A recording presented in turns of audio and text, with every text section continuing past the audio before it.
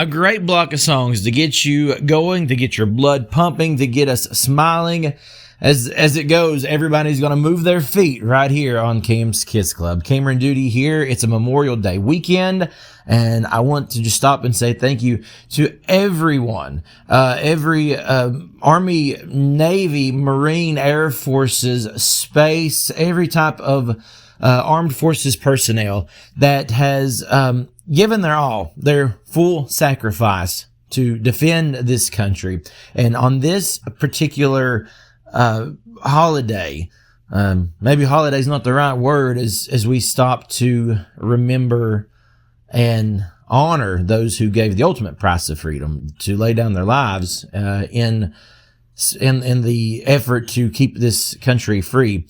We thank each and every one of those who have done that, and their families that sacrificed as well. Holiday sometimes is a term that is obviously coined with the thoughts of celebrations, of excitement, and pool parties and barbecues, and that's exactly what happens on Memorial Day weekend. It's the unofficial start of summer. That's something to be excited about, absolutely. But let's take a moment today and remember those that have paid the price to allow us to have these freedoms on this holiday, when it's certainly a moment of reflection and honor on them.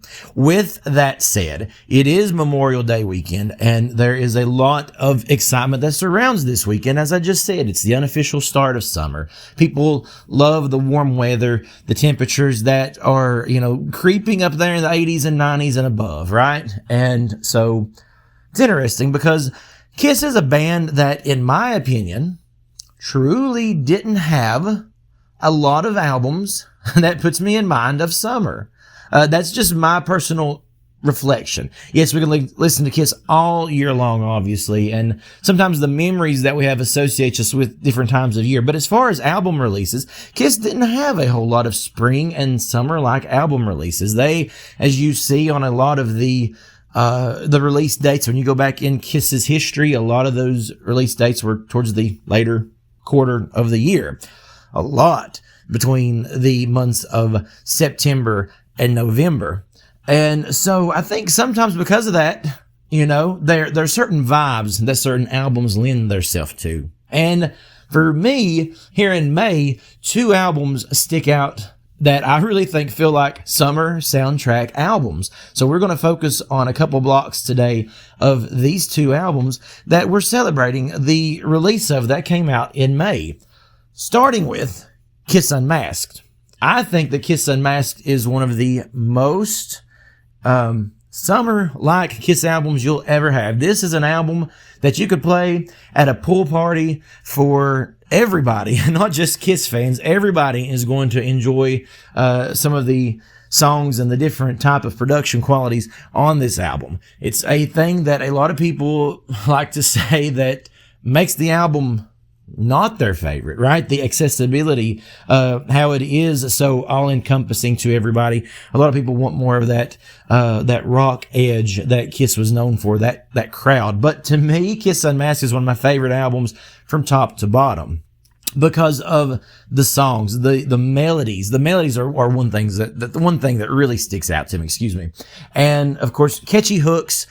And at the main core of all of that rock and roll, all of that Destroyer, Love Gun, Hotter Than Hell type of songs and attitude, there were always hooks and there were always melodies. They get a chance to shine a little bit more on albums like Dynasty and Unmasked.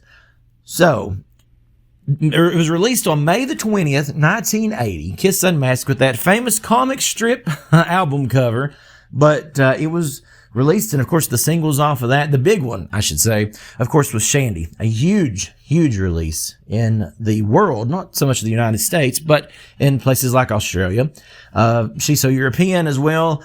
Got a promo video and a cut on it. And of course, those songs right there, I think, maybe, that kind of shows that in the Americas, that pop style wasn't so much received then. Going back and looking at it, I have to say that I think it's certainly more enjoyed now than maybe it was in the culture or climate of 1980. But it's one of my favorites. It's one of my favorite moments to reflect on. I bought this actually as a senior on spring trip.